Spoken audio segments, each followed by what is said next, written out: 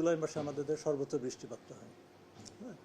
এবং এই বৃষ্টিপাতটা কিন্তু দেখেন গত কয়েকদিন ধরে বৃষ্টিপাত হচ্ছে এবং ভারী বর্ষণের আশঙ্কা কিন্তু আমরা গত 4 তারিখ থেকে কিন্তু ভারী বর্ষণ সতর্ক সংকেত জারি করেছিলাম গত 4 তারিখে এবং চট্টগ্রাম সিলেট বিভাগের জন্য। এটা কিন্তু এখনও বলবৎ রয়েছে। আজকে যে সর্বশেষ আজকে দুপুর 12টার থেকে পরবর্তী 24 ঘন্টার জন্য রংপুর, রাজশাহী, ময়মনসিংহ, সিলেট, ঢাকা ও চট্টগ্রাম বিভাগের কোথাও কোথাও ভারী থেকে অতি ভারী বর্ষণে সতর্ক সংকেত জারি করা হয়েছে। এবং এই বর্তমান যে অবস্থাটা দেখাচ্ছে, বৃষ্টিপাত কিন্তু আরও আমরা আশা করছি আরও 48 ঘন্টা বৃষ্টিপাতের থাকবে। তবে দেশের দক্ষিণাঞ্চলে বৃষ্টিপাতের তীব্রতাটা অনেকটা কমবে, তবে ভারী বর্ষণটা থাকবে। এবং 48 ঘন্টা পরে দেশের বিভিন্ন স্থান থেকে সারা দেশে কিন্তু বৃষ্টিপাতের তীব্রতাটা কমে আসবে। তো বৃষ্টিপাত একবার থেমে যাবে, যেহেতু বর্ষাকাল বৃষ্টি হবে, তবে ভারী থেকে অতি ভারী বর্ষণের আশঙ্কাটা আমরা 48 ঘন্টা পর থেকে কমে যাবে, সেটা আশা করছি।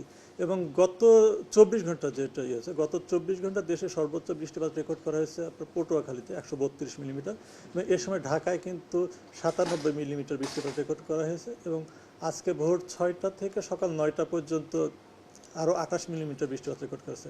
আর চট্টগ্রামে 98 মিলিমিটার বৃষ্টিপাত রেকর্ড করা হয়েছে গত 24 ঘন্টায়। এবং আজকে সকাল 6টা থেকে পরবর্তী 3 ঘন্টা, তার ভোর 6টা থেকে 9টা পর্যন্ত আরও 41 মিনিটের বৃষ্টিপাত রেকর্ড করা হয়েছে চট্টগ্রামে। এই আগামী 48 ঘন্টায় সারা দেশে কি ভারী বৃষ্টি একইভাবে থাকবে সব অঞ্চলে? না না, আমরা দেখুন ভারী বর্ষণের কথা যেটা বললাম, আমরা বলছি যে দক্ষিণাঞ্চলকে ভারী বর্ষণের তীব্রতাটা কমে যাবে। আপনারা দেখেন, আমরা যে 4 তারিখে ভারী বর্ষণের কথা বললাম, এ সময় কিন্তু দেখুন 200 মিলিমিটার 300 মিলিমিটার বৃষ্টিপাত কিন্তু রেকর্ড করা হয়েছে এবং বৃষ্টিপাত তীব্রতাটা কিন্তু অনেকটা কমে এসছে। এবং আগামী 48 ঘন্টা পর ভারী বর্ষণের যে আশঙ্কা আমরা করছি, সেটা অনেকাংশে কমে আসবে। তবে বৃষ্টিপাত থাকবে, সারা দেশে কম বেশি বৃষ্টিপাত থাকবে, যে বর্ষার বৃষ্টিপাতটা থাকবে, তো ভারী বর্ষণের আশঙ্কাটা অনেকাংশে কমে আসবে। না, ভারী বর্ষা 48 ঘন্টা পরে সারা দেশে ভারী বর্ষণের আশঙ্কাটা কমে আসবে এবং বৃষ্টিপাত হবে এবং বৃষ্টিপাত তীব্রতাটাও কমে আসবে। বন্যার ব্যাপারটা বন্যা পূর্বাভাস কেন্দ্র আসলে বলবে। বন্যার ব্যাপারটা বন্যা পূর্বাভাস কেন্দ্র বলবে আসলে।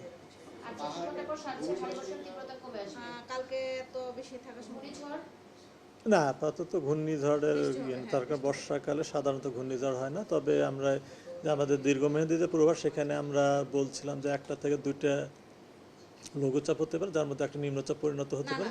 যে একটা কিন্তু হয়ে গেছে এবং আমরা হয়তো আগামী 20 তারিখের দিকে আর একটা হয়তো লঘুচাপ সৃষ্টি হওয়ার সম্ভাবনা আছে। 20 তারিখ নাগাদ একটা লঘুচাপ তৈরি হতে পারে। এটা হওয়ার পরে আসলে এটা বোঝা যাবে যে নিম্নচাপ রূপ নেবে কিনা। তবে আমরা এখন পর্যন্ত যেটা দেখছি, 20 তারিখের দিকে একটা লঘুচাপ তৈরি হওয়ার সম্ভাবনা রয়েছে।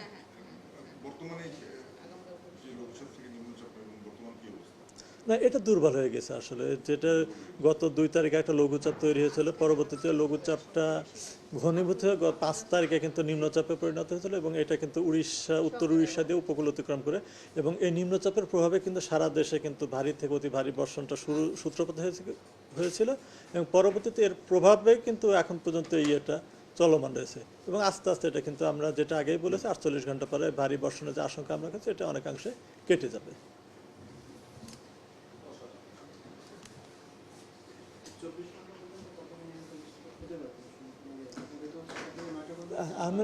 আমরা যে ভারী বর্ষণের কথা, এটা 5টা 6টা বিভাগে বলতে ভারী বর্ষণ বলতে 44 থেকে 48 মিলিমিটার হচ্ছে ভারী, আর 44 থেকে 88 মিলিমিটার হলো ভারী বর্ষণ, আর 88 মিলিমিটার বেশি হলে এটা অতি ভারী বর্ষণ হিসেবে আমরা গণ্য করি। এবং এটা 24 ঘন্টার বৃষ্টিপাত আসলে।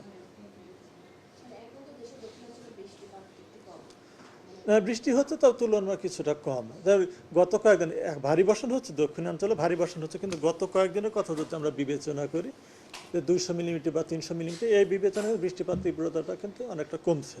ভারী বর্ষণ হয়েছে, কিন্তু আপনার সিলেটে পটুয়াখালীতে 132 মিলিমিটার হয়েছে, খুলনা বিভাগে ভারী বর্ষণ হয়েছে, খুলনাতে 80 মিলিমিটার, মোংলাতে 77 মিলিমিটার, কক্সবাজারে 115 মিলিমিটার বৃষ্টিপাত রেকর্ড করা হয়েছে। তো বৃষ্টিপাত হচ্ছে, কিন্তু তীব্রতাটা কমছে এবং 48 ঘন্টা পর অনেকাংশে এটা কমবে।